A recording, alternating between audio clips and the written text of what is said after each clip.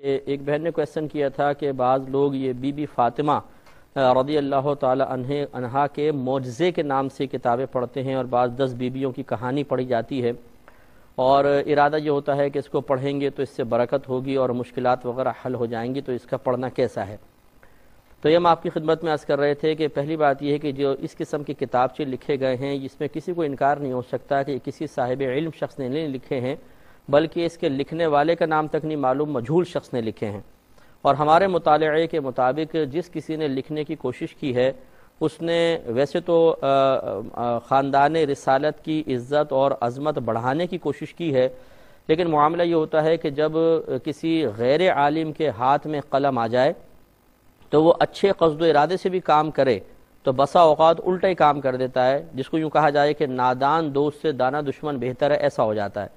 تو اس میں be be Fatima رضی اللہ تعالی عنہا کا جو لکھا ہے کہ معجزہ، پہلی بات یہ کہ معجزہ صرف نبی سے صدور پذیر ہوتا ہے، غیر نبی سے تو ہوتا ہی نہیں ہے، ایک سب سے بڑی جہالت تو اس میں یہ ہے۔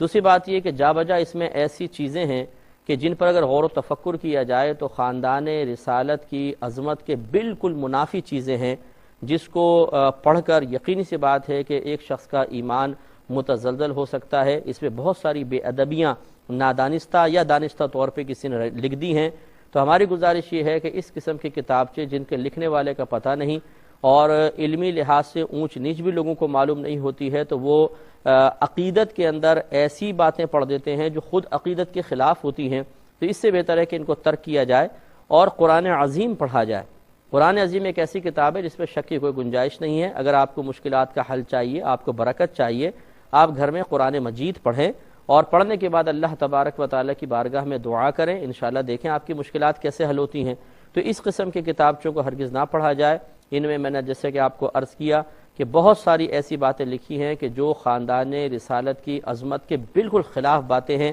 تو ان کو ترک کیا جائے۔